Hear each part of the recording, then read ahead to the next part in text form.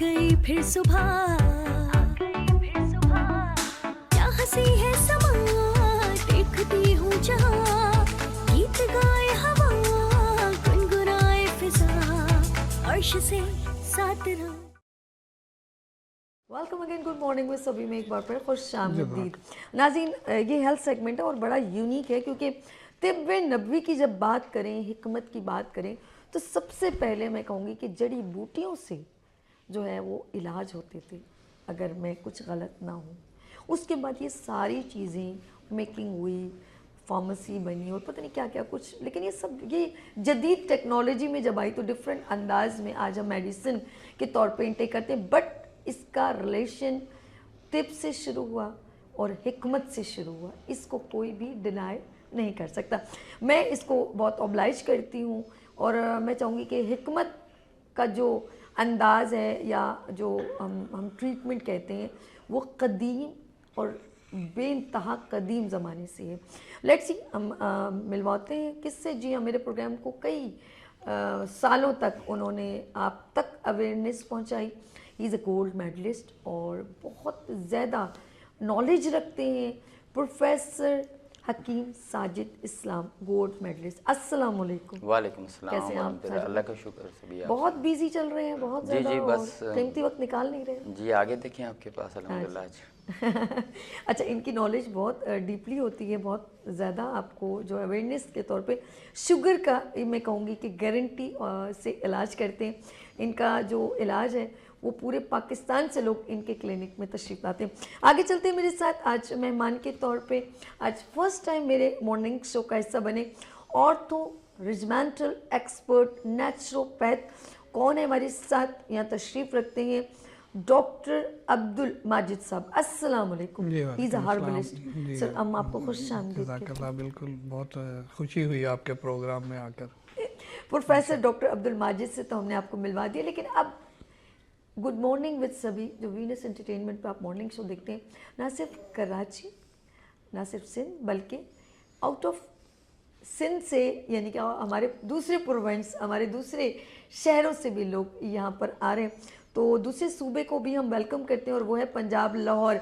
तो लाहौर से हमारे मेहमान तशरीफ़ लाए हैं, हिकमत से उनका ताल्लुक़ है। Professor Hakim Abu Bakar Yahya from Lahore. अस्सलाम वालेकुम। वालेकुम अस्सलाम। ही इज़ अ न्यूट्रिशनिस्ट और इनको मैं ये भी कहूँगी कि ये एक्सपर्ट है। कुछ लोग कहते हैं ना, नब्ज़ से मालूम कर लिया जाए, ये आंखों से देख के, ज़बान से देख के, और मैं कहूँगी सामने विदाउट एनी इक्विपमेंट्स लगाए वो मेंशन कर देते हैं आपको क्या डिजीज़ है। सर, वेलकम करती हूँ मैं आपको। बहुत शुक्रिया, बड़ी दिली खुशी हुई माशाल्लाह। आपका प्रोग्राम बहुत देखते हैं शौक़ से, और ख़ुसूसन साजिद इस्लाम साहब जब भी गुफ्तगू करते हैं माशाल्लाह बड़ा अच्छा लगता है, और बड़ी एक चाहत थी, इन्होंने बुलाया और बड़ी दिली खुशी हुई। मैं ये कहूँगी अबू बकर साहब, आप लाहौर से हैं और आप कल चले जाएंगे। आप यकीन करें, साजिद भाई की कॉल आई है और ये कल की बात है। हमारा प्लान जो है, ऑफ कोर्स इस दिन जो है हमारा एक स्पेशल प्रोग्राम होता है शायरी का, उसको हमने आपकी वजह से, आप मेहमान हैं तो आपने कल चले जाने, तो हमने उसको कैंसिल करके हमने आपको खुश आमदीद कहा है। और आप ऑफ कोर्स आपका कीमती वक्त है और आप बहुत नॉलेजेबल हैं, तो हमने चाहा कि हमारे नाज़रीन तक भी नॉलेज पहुँचे। चलिए जी, आज हम जर्नल गुफ्तगू करेंगे। नंबर स्क्रीन पर मेंशन है।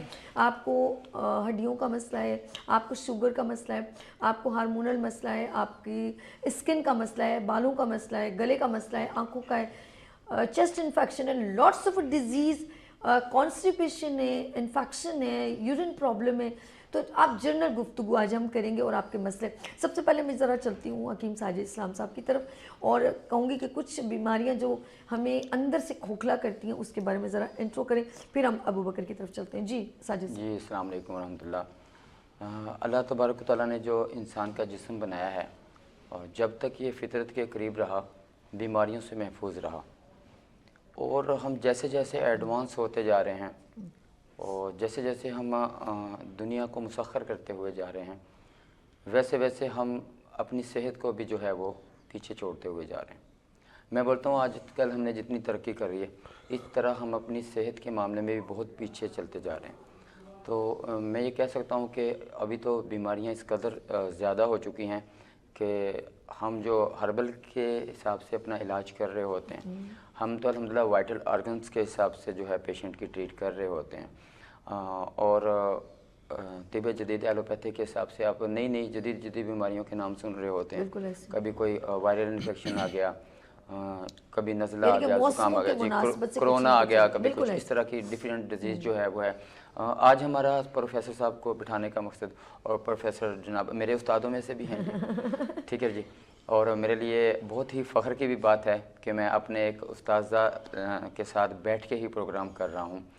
तो मैं चाहता हूँ कि पूरे पाकिस्तान के अंदर जिस तरह मेरा प्रोग्राम चलता है, कोई भी बीमारी के अंदर कोई मुब्तला है, हमें आज कॉल करें, मुख्तसर कॉल की जाए सभी, हम उसका इंशाल्लाह जवाब देंगे। बिल्कुल। वो कोई भी बीमारी हो, ठीक। किसी भी तरह की डिजीज़ हो, क्रोनिक हो, एक्यूट हो, क्योंकि अल्लाह के फलो करम से तिब के अंदर अल्लाह पाक ने ये हमको इज़्ज़त बख्शी है। और जैसे आपने शुरू में ही तारफ़ करवाया है कि तिब अज़ल से ही था, बिल्कुल हकीकत। और इंशाल्लाह अब तक जब तक रहती दुनिया तक तिब नबवी हो। लुकमान हकीम जो है अल्लाह पाक ने इनका कुरान पाक में ज़िक्र कर दिया, इनके लिए सूरह लुकमान उतार दी। तो मैं कहता हूँ कि तिब के अंदर हर बीमारी का इलाज है माँ सिवाय मौत के। बिल्कुल अल्लाह तबारक व तआला ने दुनिया में ऐसा मर्ज़ नहीं उतारा जिसका इलाज नहीं उतारा है। बेशक तो मैं कहता हूँ कि हमारे तिब के अंदर अल्लाह के फजल करम से जिस तरह हमने जिद्दत इख्तियार की है, और हमने तिब कदीम और तिब जदीद के तकाज़ों को हम आहंग करके जैसे हम आगे निकल रहे हैं, जिस तरह हमारे साथ पाकिस्तान का, मैं मक्खन कहता हूँ, सर को भी मैंने कहा था, हमारे साथ जुड़ रहा है, और हमारी एक बाकायदा से जो है हुक्मा कराम की एक नशिस्त होती है, और हम बैठते हैं और अपने इल्म को शेयर करते हैं। जो पुराने हुकूमत शायद इस चीज़ का फुकदान था कि वो अपना इल्म अपने साथ लेके जाते थे, लेकिन अल्हम्दुलिल्लाह जिद्दत के दौर के अंदर हम अपने पाकिस्तान बल्कि पूरी दुनिया के अंदर अल्हम्दुलिल्लाह जहाँ तक हम अदर कंट्रीज़ के अंदर जहाँ तक हमारा कोशिश है, हम मुस्तफ़ीद कर रहे हैं कि पाकिस्तान का एक हर्बलिस्ट, एक डॉक्टर जो है वो न्यूट्रिशन जो है वो पूरी दुनिया के अंदर अल्हम्दुलिल्लाह अपना एक नाम रखता है और एक मकाम है अल्हम्दुलिल्लाह। इसलिए मैं चाहता हूँ कि जिस तरह हमारे पास आज उस्ताद मोहतरम भी मौजूद हैं सब, तो हम उनके पास चलें जी, उनके अच्छा, साथ मेरे साथ प्रोफेसर हकीम साजिद इस्लाम। इनकी एक और बात बताऊं, जैसे उन्होंने कहा पूरी दुनिया में, हकीकत है इनको बहुत सारे लोग कॉल करते हैं, और कुवैत हो, दुबई हो, कहीं से भी, ये इधर से जो है माशाल्लाह व्हाट्सएप से उनकी, चाहे वो ज़बान का एक पिक्चर लें या उनका यूरिन का, किसी भी सूरत में, तो वो मेडिसिन वहाँ तक पहुँचाते हैं। साजिद भाई, प्रोफेसर हकीम साजिद इस्लाम से तो गुफ्तगू रहेगी, लेकिन हम ज़रा इस तरफ आते हैं, ये रिजमेंटल एक्सपर्ट होना, नेचुरोपैथ होना, ये औरतों में आपका मसल एक्सपर्टीज़ है, तो ज़रा मैं चाहूँगी इस पर थोड़ी सी रोशनी डालें। ज़रा मेरे साथ हैं प्रोफेसर डॉक्टर अब्दुल माजिद साहब। जी सर। जी, इसमें ये जो रेजिमेंटल ट्रीटमेंट है इसकी थ्योरी बहुत कदीम है। ओके। ये 3000 साल पहले इब्ने सीना ने इस पर लिखा। इब्ने सीना। और उन्होंने जब इसको, उनको एवेसीना के नाम से भी जाना जाता है, तो उन्होंने अपनी जो थ्योरियों में जो किताबें अभी हमें मिलती हैं विकीपीडिया पर, उसमें उन्होंने तज़किरा किया कि हर दौर में जब इंसान ने तरक्की की जी, तो उसको कुछ रिफ्लेक्शंस आई, उसको कुछ जो है वो उसके अगेंस्ट, अपनी तरक्की के अगेंस्ट रेडिएशन का सामना हुआ। वो किसी भी दौर में किसी भी तरह से उसने किया, तो उसके अगेंस्ट हमारे जो इंसान के ऊपर रिफ्लेक्शंस आती हैं, रेडिएशंस बढ़ती हैं, तो बॉडी के अंदर हरारतें ख़राब हो जाती हैं, क्योंकि मैकेनिकल सिस्टम है। तो उसके अगेंस्ट मैस्कुलर सिस्टम में बहुत सारी जो चीज़ें हैं उनकी जो है कमी बेशी, यानी कि डेफिशिएंसियाँ हो जाती हैं। ठीक है। अब जब वो हरारतें और उसकी जो सारी जो एनर्जियाँ हैं वो जब ख़राब हो जाती हैं, तो उनके बैलेंस करने को रेजिमेंटल ट्रीटमेंट कहा गया। वो ग़िज़ाई एंड से परहेज़, फिर परहेज़ के बाद बॉडी अलाइनमेंट विद लुब्रिकेशन, फिर हिजामा के साथ उसको डिटॉक्स करना, फिर उसको एक्सरसाइजेस कराना, फिर उनको बॉडी के साथ साथ अपनी तमाम चीज़ों को रूटीन वर्क देना। बिल्कुल। इसके अंदर क्योंकि ये सारी की सारी जो है ना, ये ट्रीटमेंट एक्सटर्नल एंड की है, इसी के अंदर फिर ऑकोपेंचर है, ऑकोप्रेशर है, और इसी के अंदर जो है कायरोप्रैक्टर है। इसी के अंदर ये सारी जितनी भी थ्योरियां हैं इनके मजमूए के ऊपर काम करने वाले को आप रेजिमेंटल ट्रीटमेंट करने वाला कहेंगे। ठीक है जी। रेजिमेंटल ट्रीटमेंट जो है ये पूरा एक्सटर्नल एंड का जो है वो पूरा का पूरा एक कम्बिनेशन समझने वाला है। तो अल्हम्दुलिल्लाह मैं अभी काफ़ी पेशेंट हमारे पास जो रिकॉर्ड वाले हैं वो 1000+ हैं जो हम जो है एक ही जगह से जो रेफर्ड हुए हैं। उसके अलावा अल्हम्दुलिल्लाह बहुत सारा हमारा रिकॉर्ड मेंटेन है कि जो डिस्क बल्ज के, जो फिर मैस्कुलर डिसऑर्डरिंग के, मैस्कुलर डिस्ट्रॉफी के, या फिर जो है वो मोरों की अलाइनमेंट ख़राब होने के, फिर ये इन्हीं की वजह से जब हमारी बॉडी जो है वो डिसबैलेंस हो जाती है तो हमारे मैस्कुलर सिस्टम में क्योंकि एनर्जियाँ मेंटेन करने की वो सलाहियत नहीं रहती तो वो डी शेप होना शुरू हो जाती हैं। तो मुख्तलिफ एंगल्स पर सर्वाइकल वाले को जो है वो सरकम का इशू शुरू हो जाएगा। ये लिंक्स हैं, ठीक है जी। थोराइसिक वाले को लंबर का क्रॉनिक होने से इशू शुरू हो जाएगा। इसी तरह ये सर्कल्स हैं, अल्हम्दुलिल्लाह हम उनको समझते हुए पूरा उनको जो है वो लुब्रिकेट करते हैं, उनको अलाइन करते हैं। अलाइन करने के बाद फिर हम उनको जो है वो तमाम खाने पीने की जो हदायत हैं वो इंशाल्लाह उनके ऊपर तफसीली अबू बकर भाई बताएंगे, जैसे अभी साजिद भाई ने सारी बात अच्छा, की। जिस तरह मैं आपके गुफ्तगू को बड़ा गौर से सुन रही थी, जिस तरह देखें जब कदीम इलाज और चाहे वो कोई भी कंट्री हो, बेसिकली उसको दूसरे अंदाज में बेशक बयान कर, जैसे इन्होंने कहा एक्यूपंक्चर। अच्छा, चाइना में यंग यिन कुछ इस तरह उनका एक लोगो है और उसमें वो एनर्जी का एक सिंबल है। उसमें वो लोग जो हम लोग हजामा करते हैं ना वो सुन्नत नबवी, ठीक है, और वो लोग करते हैं एक्यूपंक्चर, लाइक वो सुइयों को आपकी बॉडी में वो प्रेशर देखें, प्रेशर पॉइंट आकोपेंचर के या आकोप्रेशर में होता ही है कि बॉडी के अंदर हर मैस्कुलर सिस्टम का एक पावर पॉइंट है जहाँ पर लेगामेंट्स टेंडन्स शुरू हो रहे हैं, कहीं पर एंड हो रहे हैं, वो प्रेशर पॉइंट हैं। एनर्जियाँ वहाँ से मेंटेन करती है बॉडी, फर्स्ट।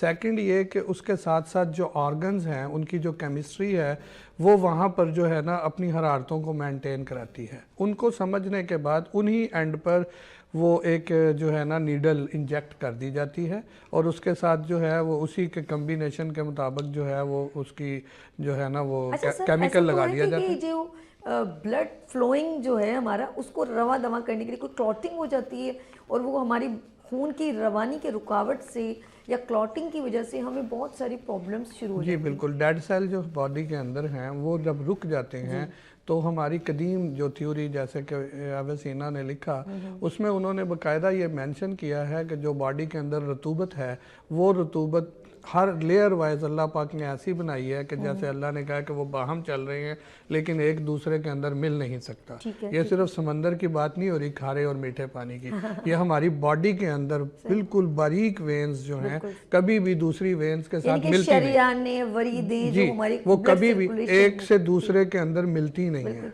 जब मिल जाए तो समझें कोई जो है ना हमें एक्सीडेंटल इशू हुआ है, अदरवाइज ऐसा नहीं होता क्योंकि अल्लाह पाक ने उनमें लेयर्स रखी हैं। उन लेयर्स को हमारे उस्ताद ने जो तज़किरा किया वो ये किया कि वो हमारी बॉडी के अंदर पूरी की पूरी एक रतूबत है जिसने मेंटेन किया हुआ है। जब वो कहीं ब्रेक हो जाती कहीं भी उसको बरूदत कहा जाता है, जहर कहा जाता है, उसको जो है वो डेड सेल कहा जाता है। अब जदीद ज़ुबानों में हम उसको ब्रेन से लेकर जो है ना वो सिर्फ उसके नाम चेंज कर रहे हैं वरना है वही। कहीं हमने उसको फ्लूइड कह दिया, कहीं क्या कह दिया, कहीं क्या कह दिया, लेकिन है वही रतूबत। जब वो बरूदत बन जाती है तो वहाँ पर फिर हमें जो है साइंस मिलते हैं, हमें सिम्टम्स आते हैं कि यहाँ पर जो है कोई ना कोई ब्रेक हो गया है, ब्लॉकेज ब्रेक हो गया। अच्छा चलिए, हमारे साथ प्रोफेसर डॉक्टर अब्दुल माजिद साहब यहाँ पर माशाल्लाह बड़ी प्यारी गुफ्तगू कर रहे थे। ब्रेक की तरफ चलते हैं, कहते हैं कि चलते रहना ज़िंदगी को मेंशन करता है, रवानी में रहना, और बॉडी को रवानी में रखने के लिए उसका ब्लड को भी रवा रखें। जहाँ जहाँ ये क्लॉटिंग शुरू होती है वहाँ आपकी स्वेलिंग, सूजना, पाँव का दुखना, जिस्म का, बॉडी का, तो ये सारी चीज़ें बड़ी काउंट करती। कहते हैं ठहरा हुआ पानी में स्मेल आ जाती है और चलते पानी में तो आप वज़ू भी कर लेते हैं। यहाँ पर ब्रेक और मिलते हैं, ब्रेक के बाद देखते रहिए मॉर्निंग शो सभी के साथ। आ गई फिर सुबह, क्या हंसी है समा, देखती हूँ जहाँ गीत गाए हवा। अर्श से सात रंग आ गई फिर सुबह, क्या हंसी है समा, देखती हूँ जहाँ, गीत गाए हवा, गुनगुनाए फिजा, अर्श से सात रंग। Welcome again, good morning with सभी में एक बार फिर खुश आमदीद। बात करेंगे हमारे, क्योंकि लाहौर से मेहमान हैं, ज़रा उनसे गुफ्तगू करते हैं। उनको एक वो बड़ी इंडिकेशन बार बार कर रहे हैं कि सबसे पहले तशख़ीस होनी चाहिए, उसके बाद हम प्रिस्क्रिप्शन की तरफ चलते हैं, फिर पता चलता है हम कौन सी मेडिसिन इस पर्सन मरीज़ को दे सकते हैं, पेशेंट को। तो मेरे साथ professor Hakim Abu Bakar Yaya from Lahore, he is a nutritionist. और नए अंदाज में ये कहूँगी कि अब पहले तो लोग पुराने हिकमत की बात, अब नए अंदाज में तशख़ीस विदाउट इक्विपमेंट्स के कैसे कर सकते हैं। एक बार फिर सर खुश आमदीद आपको कहती हूँ। अबू बकर साहब, ये तो बताएं कि आपने बार बार कह रहे तशख़ीस, तो आप विदाउट चीज़ों के कैसे कर सकते हैं, ये बताइए। बहुत ज़बरदस्त बात की, जिस तरह अभी साजिद इस्लाम साहब ने मुख्तलिफ इमराज के हवाले से बात की और डॉक्टर अब्दुल माजिद साहब ने। कभी भी कोई भी बीमारी आती है तो अपने वो निशान छोड़ जाती है, ठीक है, और उसकी जो वजाहत है वो बॉडी स्ट्रक्चर के ऊपर वाज़ेह नज़र आ रही होती है। जैसा कि अभी आपने थोड़ी देर पहले सोजिश के हवाले से बात की, और इसी तरह तशख़ीस के बेशुमार टूल्स हैं। उसकी सबसे पहली जो तशख़ीस का जो असल निशानदही है वो उसकी जिस्मानी कैफियत है। ठीक है, हम चेहरे से बड़ी आसानी से तशख़ीस कर सकते हैं। चेहरे के खद व खाल, तीन चीज़ों को ज़हन में रखना है। जिस तरह कायनात के अंदर अल्लाह ताला ने सूरज, पानी और मिट्टी को वजूद बना दिया, और ये कैफियत हैं समझने के लिए। इसी तरह इंसानी बॉडी के अंदर भी जैसे ही हरारत बढ़ती है तो उसकी तब्दीलियाँ आ जाती हैं, रतूबात बढ़ती हैं, जिस तरह अभी अब्दुल माजिद साहब ने बात की, तो उसकी भी तब्दीलियाँ चेहरे के ऊपर वाज़ेह हो जाती हैं और बॉडी स्ट्रक्चर के ऊपर वाज़ेह हो जाती हैं। ऐसे। अच्छा, आज हम बड़ा एक जो मेरी बड़े सारे लोगों की ख्वाहिश भी थी कि आप कोई ऐसे प्रोग्राम में आएँ जहाँ पे हम आपको लाइव सुन सकें और पूछ सकें। जिस तरह बात अभी हो रही थी आवाज़ से तशख़ीस के टूल्स बहुत सारे लोगों ने अपनाए हैं। ज़ुबान से भी बहुत सारे लोग कर रहे हैं, चेहरे से भी कुछ लोग करते हैं, आवाज़ से ये मेरे वालिद मोहतरम किया करते थे। और आज मैं इसकी वजाहत भी कर दूं बड़े लोगों में तजस्सुस। प्रोफेसर हकीम मोहम्मद याया साहब, ओके, प्रोफेसर हकीम जी, वो दुनिया में नहीं है अल्लाह, तो, लेकिन उनकी बड़ी खिदमात हैं। मैं ये आपने ट्रांसफर किया है, उन्होंने अपना इल्म आपके दिल में, सीने में, जी अल्हम्दुलिल्लाह, सीना बस सीना चल रहा है, अल्हम्दुलिल्लाह। क्या बात है, सुभान अल्लाह। बहुत तो एक दिन मैं ना बैठा हुआ, बड़ा मज़ेदार वाक़या अक्सर मैं स्टूडेंट्स को बताया करता हूँ, तो मैं ना बड़ा हैरान हुआ जब उन्होंने ये बात की कि तशख़ीस आवाज़ से भी हो जाती है। तो उन्होंने ना 3 प्लेट्स मंगवाई और एक प्लेट को मुकम्मल तौर पे खुश्क करके रख दिया। अच्छा, वो एक के अंदर ऑयल लगा दिया, ठीक है, और एक जो है ना उसके अंदर पानी डाल दिया। ठीक है, तो मुझे कहते हैं चम्मच, मैंने चम्मच मारा, मैंने कहा मुझे तो आवाज़ एक सेम ही आ रही है। उन्होंने कहा फिर गौर करें। ओके, मैंने फिर गौर किया, कहते हैं फिर मारें, फिर मैंने कहा हाँ फ़र्क तो लग रहा है। ठीक है, और फ़र्क कहाँ लग रहा है कि जो बिल्कुल खुश्क प्लेट थी उसकी आवाज़ के अंदर एक कड़ाकेदार आवाज़ थी, ठीक है, उसके अंदर एक चटखार थी, और इसी तरह जिसके अंदर ऑयल लगा हुआ था उसकी अलग आवाज़ थी, और पानी वाले की तो जी पानी वाले वो की different चंचनाहट थी। ऐसे ही जब बलगमी रतूबात आ जाती हैं तो आपने अक्सर सुना होगा कि सीटी की आवाज़ आ रही होती है, हाँ हाँ बिल्कुल, और अक्सर वो कहा तो बड़ी वाज़ेह तौर पे आ रही होती है। वहाँ से हम डायग्नोज कर सकते हैं कि इसके अंदर बलगमी रतूबात का इजाफा हो चुका है। इसी तरह एक भारी आवाज़ आपके सामने निकल रही है, लीवर फैटी हो जाए या एसजीपीटी एसजीओटी लेवल बढ़ जाएगा, लीवर की प्रॉब्लम्स जब आ जाएंगी, आवाज़ के अंदर बद्धापन आ जाएगा, भारी हो जाएगी। और इसी तरह बलगमी रतूबात की और जो कड़ाकेदार आवाज़ होगी, आप ये वाज़ेह तौर पे कह सकते हैं कि इसको खुश्की के असरात हैं। और ये मैं उन मुआलिजीन के लिए बता रहा हूँ कि जो ऑनलाइन कॉल पे लेते हैं, और इंशाल्लाह हम इसका तजर्बा भी करेंगे, और जो लोग कॉल के ज़रिए भी करना चाहें तो इंशाल्लाह उससे भी वाज़ेह तौर पे पता चलेगा। ठीक है। अच्छा, इसी के साथ साथ जो हम बाकी तशख़ीसी टूल्स के ऊपर बात करें तो चेहरे के ऊपर अगर उभार आंखों के नीचे नज़र आ रहा है जिस तरह के लोबिया की शक्ल में, तो हम ये कह सकते हैं कि किडनी के प्रॉब्लम इसको चल रहे हैं, उसका फौरी तौर पे RFT टेस्ट होना चाहिए। ठीक है। इसी तरह अगर ये स्वेलिंग आ जाती है खुसूसन गालों के इर्द गिर्द और सुर्खी आ जाती है, इसका मतलब ये है कि उसके अंदर कोई ऐसे असरात, कोई ऐसी पॉइजन बन रही है जो उसकी वादे इशारा दे रही है और वो इंडिकेट कर रही है कि आपको ये प्रॉब्लम हो रहा है। उसकी फौरी तौर पे जिनका ये प्रॉब्लम आ रहा है उनको लीवर के LFT टेस्ट करवाना चाहिए। ठीक है, ठीक है। इसी तरह अगर एक बंदे का चेहरा सूज रहा है, फैल रहा है और बिल्कुल ऐसे ढीला पड़ रहा है, तो उसके अंदर TB के टेस्ट होने चाहिए। अच्छा, बुखारों के असरात जब होंगे, आंखें गुटी गुटी हों, खुसूसन बच्चों में, जो बच्चे अपनी तशखीस बयान नहीं कर सकते, ढलकी हुई आंखें जैसे हाँ, होता ना, ऐसे नीम, हाँ, जो छोटे बच्चे हैं खुसूसन जब, अच्छा ये एक बड़ा अहम मौजू आज जो खुसूसन जो अतिबा सुन रहे हैं, चूँकि मैं बड़ा शुक्रगुजार हूँ, मेरे फॉलोअर्स जो हैं उनकी बड़ी ख्वाहिश थी और खुसूसन ये प्रोग्राम उनको वो भी सुनेंगे। जी जी। और वो अतिबा हजरात, बच्चे अपनी कैफियत बयान नहीं कर सकते। ठीक है। छोटे जब बच्चा रोता है ना तो उसकी आवाज़ से, उसके वो हिलने जुलने से हम बड़ी अच्छी आसानी से तशखीस कर सकते हैं। जो बच्चा बार बार पेट पे ऐसे हाथ मार रहा है, ऐसे छोटा बच्चा है, तो उसको फौरी पता चल जाए, आप उसको ऐसे थपकाएंगे तो वो आवाज़ आपको बता रही होगी कि इसके अंदर गैसेस बन चुकी हैं, अब गैस को इखराज करने के लिए कोई मेडिकेशन करनी पड़ेगी। इसी तरह एक बच्चा रोते रोते सर की तरफ हाथ लेके जाता है, उसका फौरी तौर पे बुखार चेक किया जाए कि उसके बुखार सर को चढ़ रहा है। अच्छा, इसी तरह रोते रोते हिचकियाँ लेता है बच्चा और वो उसका सांस रुक रहा है, तो इसका मतलब है कि उसका अमले तनफ़ुस ठीक नहीं है, उसको नेबुलाइज करना पड़ेगा। या उसका बेहतरीन हाल ये है कि आप उसके सीने के साथ कान लगाएंगे तो वहाँ से आपको सीटी की आवाज़ आ रही है, तो इसका मतलब है कि निमोनिया का शिकार हो चुका है बच्चा। और उसका सर चेक करना है, पाँव को चेक करना है, पाँव अगर ठंडे हैं तो इसका मतलब है कि बुखार, उसको कंटिन्यू बुखार हो रहा है और सर की तरफ वो जा रहा है। सही। इसी तरह जोड़ों के इमराज के हवाले से बात की जाए तो चलने के अंदाज से हम बड़ा अच्छा जज कर सकते हैं।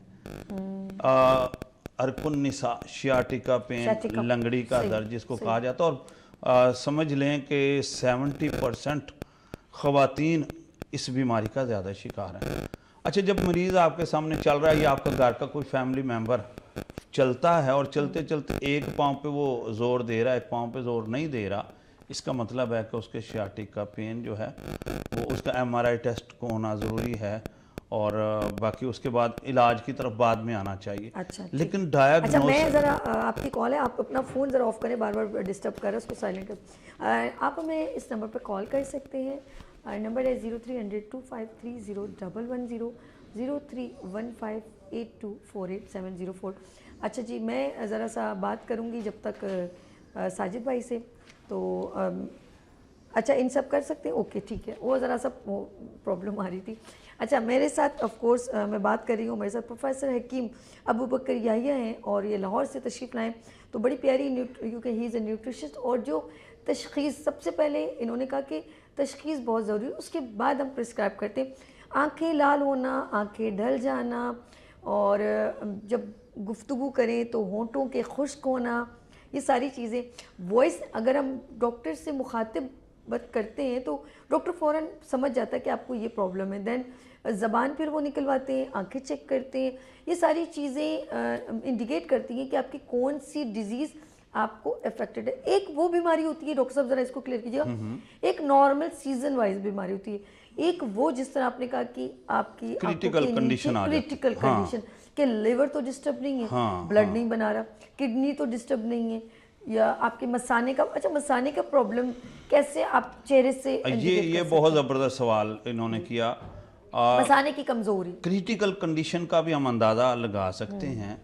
अच्छा, इसके लिए ना कोई भी तकलीफ़ जब शिद्दत इख्तियार कर जाएगी जी, उसके चेहरे के जो खद्दो खाल है ना, जैसे कि अगर किसी के सर में शदीद दर्द हो रहा है तो हम उसका चेहरा देख के उसकी ये चीज़ जो है ना वो चेहरे को पिचकाने की कोशिश करेगा और वो आंखों के यहाँ पे सिलवटें पड़ रही होंगी। अच्छा, अगर वो बार बार ऐसे कराहत का इजहार कर रहा है तो इसका मतलब है कि उसको इंटेस्टाइन स्वेलिंग है या मसाने का प्रॉब्लम हो चुका है। अच्छा, अब वो क्या करेगा कि वो चूँकि मसाने की अमराज में सबसे पहले यूरिन के प्रॉब्लम्स आते हैं, यूरिनरी इन्फेक्शन अगर होगा तो वो ऐसे बोझ ना अकड़ाएगा टांगों को ना। पेशेंट अगर आपके सामने बैठा है तो वो ऐसे कोशिश करेगा कि ऐसे वो ना बोझ ये इन चीज़ों पे देगा।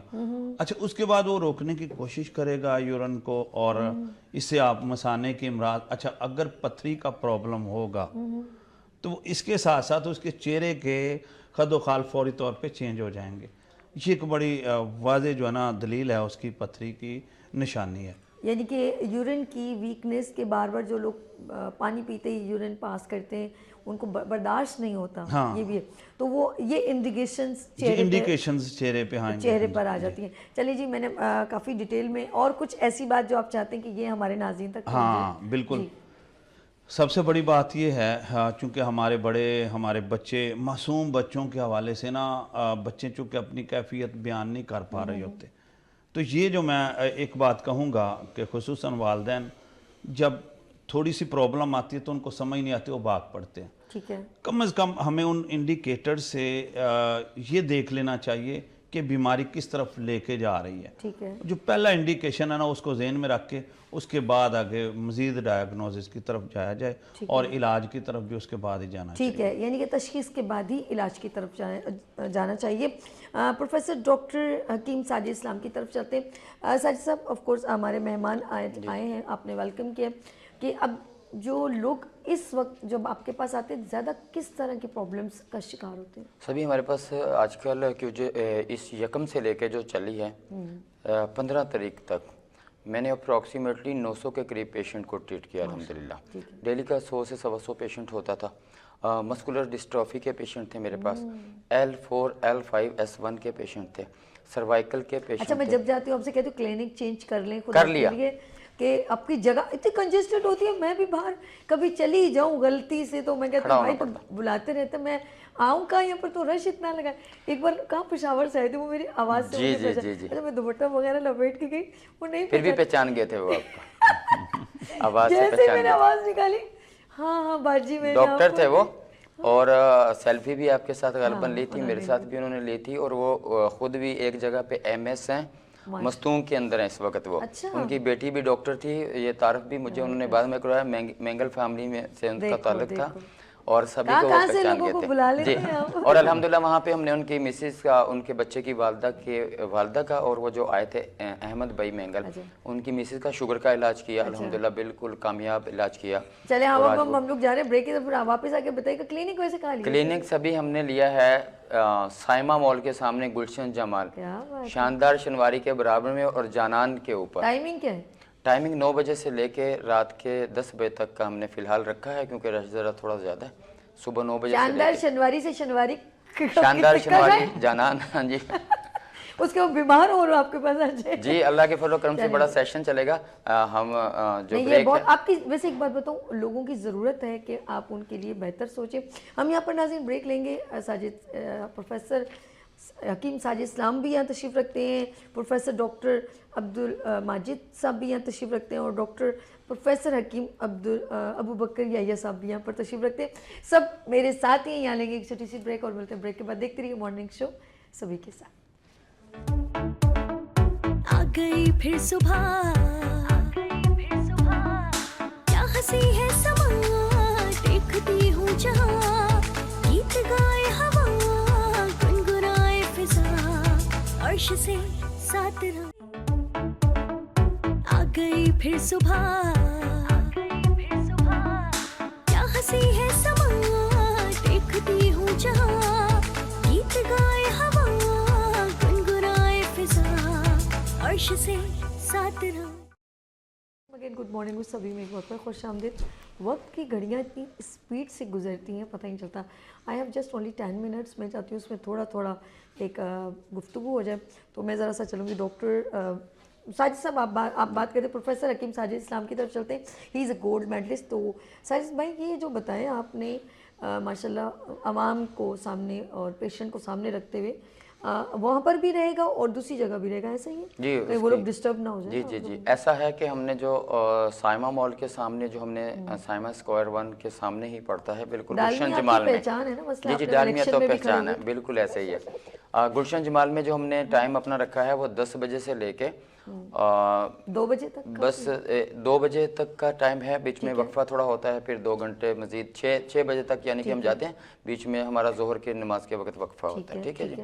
और जो हमारा जुमे के दिन हम ऑफ करते हैं वहाँ पे, और जुमे वाले दिन हम डालमिया का जो क्लिनिक है वहाँ पे 4 घंटे देते हैं। ठीक है, वो जो लोग परेशान जी परेशान है या कुछ है, आपने फैसिलिटेट किया है। जी जी। और फिर बाद में ये मगरिब के बाद फिर अपने उस पे गुलशन जमाल में मगरिब के बाद से लेकर रात तक आप तो काफी 11-12 बजे तक बैठते जी। बस घर भी पास ही है, थोड़ा निकल आते हैं, कोई पेशेंट इंसानियत की खिदमत करते हैं और बहुत ख्याल करते हैं। और इनके पास डिफरेंट शहरों से जो है, और मैं कहूँगी बहुत दूर दूर से लोग, बलूचिस्तान से और पता नहीं कहाँ से लोग इनके पास आते हैं और अपनी बीमारी, ज़्यादातर शुगर भी करते बाकी हैं। पूरी दुनिया को फोन पे कैप्चर किया हुआ है इन्होंने। टोटल डिजीज आपके पास मेरा कमर्शियल चलता रहा है अल्हम्दुलिल्लाह। हम ज़्यादातर जो है शुगर में, पीते की पथरी में, मोहरों के मसाइल ख़ास तौर के ऊपर, जो ब्रेन ट्यूमर्स है या फिर छाती का सरतान वगैरह है, इस तरह के जो जितने भी अल्हम्दुलिल्लाह मामला है, बेऔलादी के मामला हैं जी, और गंजपन का आपने आयल हमारा देखा ही हुआ है। और मज़े की बात मैं आपको बताऊं कि अब्दुल माजिद भाई भी मेरे पड़ोसी हैं, बल्कि मैं इनका पड़ोसी हो गया हूं अभी। तो फिर एक काम करते हैं, अब्दुल माजिद साहब के पास चलते हैं। आप एक काम करें, आपने ना यहाँ पर आना छोड़ दिया, आपसे मैं हो गई नाराज़, क्योंकि मेरे पेश जितने भी नाज़रीन हैं ना, मैं चाहती हूँ आप एक प्रॉपर एक्सक्लूसिव शो करें इंशाल्लाह, और इसको हम कंटिन्यू करें, क्योंकि एक एक बीमारी को प्रॉपर तरीके से ब्रीफिंग क्या होती है लोगों को सही समझ में आता है। हम ज़रा सा चलेंगे माजिद साहब के पास, क्योंकि ये जो बात कुछ कह रहे थे, मैं चाहती हूँ उसको हम कंटिन्यू करें। सर मैं आपकी तरफ आती हूँ, हमारे साथ प्रोफेसर डॉक्टर अब्दुल माजिद साहब, क्योंकि ये औरतों हैं, रिजमेंटल एक्सपर्ट भी हैं, नेचुरोपैथ भी हैं। सर एक बार फिर मैं चाहूँगी कि आपके पास ज़्यादा किस टाइप के पेशेंट आते हैं? मेरे पास इस वक्त गुज़श्ता 10 साल से तो जितनी भी स्ट्रेंथ है पेशेंट की, वो सारी जो है वो ऐसे हैं कि एग्जेक्टिव क्लास हैं लोग, जिनको ख़ास तौर पर जो है मोहरों का वो क्रॉनिक होने से 11 साल के बाद, ये मैस्कुलर डिसऑर्डरिंग के बाद। रीज़न क्या होता है कि उनकी मिस्टेक क्या होती है? लेट आना आपके पास, या ऐसी पोस्चर में बैठना, या वो कोई काम ऐसा करते हैं उन्होंने उसके ऊपर लापरवाही कर करके अपनी डिस्क जो है, अपने जो कहते हैं ना हमारे पीछे बैकबोन है, उसको डिस्टर्ब कर दिया, तो वो उठते बैठते उनको तकलीफ हो रही है। किस चीज़ की मिस्टेक सबसे ज़्यादा करते हैं? देखें, सबसे पहले तो हमारा बैठने का जो स्टाइल है और जो चलने का तरीकाकार है वो बहुत ख़राब हो गया है। इस पे मैंने बड़ी जो है ना इन डिटेल गुफ्तगू की हुई है कि हमारे जूतों का बहुत ज़्यादा जो है किरदार है हमारे मैस्कुलर जो है ना इश्यूज़ के साथ। ठीक है। उसके साथ फिर हमारे चलने का जो पूरा पाँव हम यूज़ नहीं करते पूरे तौर पर सही तरह से अपने तैर कर, या एक पूरे जो है सर्कल में मसल्स को जो है वो सर्कल नहीं देते, तो वो हमारे प्रेशर्स को ख़राब करते हैं, बैलेंस को ख़राब करते हैं। फिर वज़न उठाने वाले लोगों को ये चीज़ हो जाती है कि जो ख़ास तौर पे बॉडी बिल्डिंग वगैरह करने वाले या वेट लिफ्टिंग करने वाले, जी, ओवरवेट जब करते हैं तो ओवरवेट होने से या ओवरवेट उठाने से दोनों सूरतों में हमारे मसल्स पहले क्रैम्प होना शुरू होते हैं, उसके बाद फिर उनमें बाकायदा तौर पर वो अपनी एनर्जियों को फॉरवर्ड करना छोड़ देते हैं, वो फटना शुरू हो जाते हैं, बिल्कुल ख़राब होना शुरू हो जाते हैं। फिर वो अक्सर आपने देखे होंगे लोग सिर्फ बता ही रहे होते हैं कि हम पहले बड़े ऐसे थे, अब ये हो गए, पहले बड़े ऐसे थे। वो एक्चुअली जो बैड किस्म की प्रोटीन जो है बॉडी के अंदर ब्रेक हो जाती है। अच्छा, बॉडी शेप बनाने के चक्कर में इनटेक करना बहुत सारी ऐसी चीज़ों को इंजेक्ट करते हैं। जी बिल्कुल, प्रोटीन और विटामिन्स के जो ऐसे कम्बिनेशन यूज़ करते हैं, फिर उनको डाइजेस्ट करने के लिए जो बॉडी को हरारत नेचुरली ज़रूरत होती है वो पूरी नहीं करते, उसके अगेंस्ट फिर वो बॉडी के अंदर डिपॉजिट होती है। जब वो डिपॉजिट होती है तो वो बहुत सारे ऐसे क्रॉनिक इशू बनाती है कि वो जब एकदम सामने आते हैं तो वो बहुत सारे जो है ना और डिजीज़ बना चुके होते हैं। उनमें ख़ास तौर पर चूँकि विटामिन्स भी और इस तरह की जो जितनी भी हमारी जो एनर्जियाँ जो हम लेते हैं एक्सटर्नल एंड पर औरली, वो क्या करती हैं, वो जाके बॉडी के अंदर ख़ास तौर पे आंतों के अंदर डिपॉजिट हो जाती है। फिर मैस्कुलर खिंचाव और तनाव क्रॉनिक होने की वजह से वो भी हमारे पूरे जो है मोहरों को डिस्टर्ब करता है। क्योंकि अच्छा, मुझे आपकी गुफ्तगू से ये लगा है कि गलती हमारी अपनी होती है और उसको हम ढीला छोड़ देते हैं और सोचते हैं हम कल जाएंगे। जैसे औरतों की बात करूं, ख़वातीन में ख़ास तौर पे आपने नोट किया होगा कि उनकी वर्किंग ऐसी होती है, या तो बैठी रहती हैं, या तो फिर वो लड़के जो लोग ऑफिस में काम करते हैं, कि लड़कियां ऑफिस में काम करती हैं, उनका पोस्चर वो लैपटॉप पे यूँ बैठे हुए कंप्यूटर पर वो झुक के फिर एक वक्त होता है यूँ कंधे उकचाती, क्या बोलते हैं कुछ वर्ड है उर्दू का, उचकना। हाँ, तो वो नहीं होता और कभी कभी ये जाम हो जाती है जगह, मुस्तकिल यूँ माउस को पकड़ते हैं, फ्रोजन शोल्डर, और मतलब एक पोस्चर को आप गाड़ी अगर ड्राइवर ज़्यादा है तो बैक की तरफ ना करना। इसकी वजह से आपको कहीं ना कहीं स्केलेटन स्ट्रॉन्ग करने के लिए उसके ऊपर एम्प्लीमेंट ऐसे ना करें, इंजेक्ट लगवा रहे हैं, ये करें वो करें, पहले देखें आपका प्रोफाइल क्या है। लेट्स सी, हमारे पास आई हैव जस्ट 4 मिनट। मैं चाहूँगी ज़रा सा हम चलते हैं प्रोफेसर हकीम अबू बकर याहिया की तरफ। ये हमारे साथ लाहौर के मेहमान हैं। सर मैं चाहूँगी थोड़ा सा 2 मिनट में मैं चाहूँगी कैमरे की तरफ देख के कुछ ख़ास बात भी हेल्थ से रेलेवेंट और मैसेज भी दीजिएगा प्लीज़। सबसे पहली बात तो यह है कि जिस तरह अभी जितनी भी तशख़ीस के ऊपर बातें जो हैं या तशख़ीस के मौजू को अगर देखा जाए तो उसमें खुसूसन घरों में मौजूद बुज़ुर्ग जो हैं, बच्चे जो हैं, ख़वातीन हैं, उनकी सिम्टम्स अलग अलग होती हैं। ख़वातीन में पैदा होने वाली जो अमराज हैं वो पेन के हवाले से खुसूसन शाटिका पेन है और कमर के दर्द के हवाले से। अच्छा, नाफ की वजह और दूसरी वजह सबसे बड़ी नाफ की वजह होती है। नाफ अगर अपनी जगह से खिसक जाती है तो ये बहुत सारे प्रॉब्लम्स क्रिएट करती है। तो इसमें खुसूसन नाफ का जब भी पहलू आता है, नाफ की बीमारियों के साथ आपका डाइजेस्टिव सिस्टम सबसे पहले ख़राब होता है और उसके साथ साथ फिर बैड कोलेस्ट्रॉल पैदा होना और उसके साथ साथ आर फैक्टर के प्रॉब्लम्स क्रिएट होना शुरू हो जाते हैं। खुसूसन मेरा ये पैगाम उन ख़वातीन के लिए है जो जल्दबाजी में ग़िज़ा का सही तयन नहीं कर पाती हैं। खुसूसन जब से ये मसनूआत, मसनूई ज़ायके हमारे लबों को लग गए हैं, हमारे मुंह को लग गए हैं, मसनूई जो इस्तेमाल वाली चीज़ें हैं वो सबसे ज़्यादा नुकसानात पैदा कर रही हैं। और खुसूसन मैं ये कहूँगा कि इस्तेमाल ग़िज़ाओं का इस तरह से रखें कि सब्ज़ियाँ वो जिनमें रस या पानी की मिकदार ज़्यादा है और फल वो जिनमें रस और जूसेस की मिकदार ज़्यादा है वो ज़्यादा इस्तेमाल करें, तो आप बीमारियों से बचे रहेंगे और ग़िज़ा का सही तयन वक़्त एक मुतय्यन। गुड, इन्होंने बहुत अच्छा मैसेज दिया प्रोफेसर हकीम अबू बकर याहिया साहब ने। और आप चलते हैं ज़रा साजिद भाई, 1 मिनट है, ज़रा प्लीज़ आप भी दें, फिर उनसे भी एक मैसेज लूँगी। मैं नाज़रीन को ये बताना चाहूँगा कि अल्लाह तबारक व तआला ने इंसान को पैदा किया है, हम जिस तरह कहा है ना, खाओ पियो और फजूल खर्ची नहीं करो। मैं अपने नाज़रीन को ये बताना चाहूँगा कि एक तो आप वाक की तरफ ज़रूर ध्यान दें। आपकी बॉडी के लिए चलना फिरना बहुत ज़रूरी है। हम जितने आराम पसंद होते जाएंगे इतनी हमारी बॉडी के अंदर जो है वो बीमारियों ने अपना घर बनाना है। जिस तरह माजिद भाई ने और अबू बकर भाई ने आपको मुख्तलिफ़ चीज़ों के बारे में बताया है, मैं ये कहता हूँ कि अल्हम्दुलिल्लाह हमारे हिकमत के अंदर इलाज हर चीज़ का ही मौजूद है। हम बग़ैर ऑपरेट के मोहरों का इलाज कर रहे होते हैं, L4 और L5 का इलाज कर रहे होते हैं, शोल्डर फेरोजन का इलाज कर रहे होते हैं, सर्वाइकल का इलाज कर रहे होते हैं।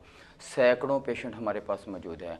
हम उनकी वो वहीं पे हमारे पास इलाज के बाद अपनी MRI जो है वो फाड़ के जा रहे होते हैं। तिब के अंदर अल्लाह पाक ने इस तरह की खसूसियात रखी हैं। एक तो यूट्यूब के नुस्खे जो आप खुद से सुन रहे हैं, टिकटॉक के ऊपर आगे पीछे, जब तक किसी मुआलिज से अपनी तशखीस ना करवा लें, बिला वैसे खुद से कोई चीज़ इस्तेमाल नहीं करें। आप प्रोसेस फूड की तरफ ध्यान कम दें। निहार मुँह का पानी पीना बहुत ज़्यादा ग्लासेस के हिसाब से जो आप पीते हैं छोड़ें, 1-2 घूंट पानी लें। अच्छा हेल्दी किस्म का नाश्ता करें आप। दोपहर का खाना उससे कम, रात का ज़रा लाइट, और बाकी इंशाल्लाह अगले प्रोग्राम देना है नेक्स्ट प्रोग्राम में। ठीक है प्रोफेसर हकीम साजिद साहब, आपका बहुत शुक्रिया।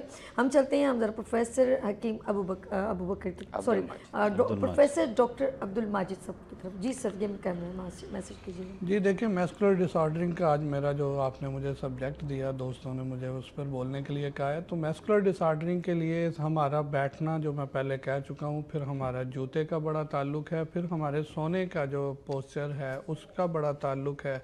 हमें रिलैक्स और अपनी कंफर्टेबल जो है ना वो उस पर सोना चाहिए, कंफर्ट होना चाहिए हमें हर तरह से। और उसके साथ साथ हमारे खाने पीने का बहुत बड़ा गहरा ताल्लुक है। जैसे अभी साजिद भाई ने बात की कि जो है वो सुबह का नाश्ता हेल्दी का मतलब स्कील नहीं है। हेल्दी का मतलब तली हुई ग़िज़ाएँ नहीं है, हेल्दी का मतलब न्यूट्रिशन एंड पर जो है वो हेल्दी हो, जिससे बहुत अच्छी ग़िज़ा बॉडी को मिल जाए, रिक्वायर्ड ग़िज़ा। गुड हो गया। प्रोफेसर माजिद साहब आपका बहुत शुक्रिया, जज़ाकल्लाह। प्रोफेसर अबू बकर साहब आपका बहुत शुक्रिया, और प्रोफेसर हकीम साजिद इस्लाम आपका बहुत शुक्रिया। ये हिकमत के सितारे हैं, तिब्ब नबवी में इनका बहुत माशाल्लाह माहिर एक्सपर्ट यहाँ पर आज यहाँ पर मौजूद थे, लेकिन वक्त की कमी के बिना जो है मेरा चलना बड़ा मुश्किल हुआ। वक्त की कमी की जो थोड़ी किल्लत हो गई है। नेक्स्ट मैं चाहूँगी कि 1-2 घंटे का शो आप लोगों के साथ करें ताकि आप तक ज़्यादा से ज़्यादा इन्फॉर्मेशन पहुँच सके। अपना बहुत ख्याल रखिएगा, मुझे दुआ में याद रखिएगा। फिर मिलेंगे उभरते सूरज की तरह। अल्लाह हाफिज़।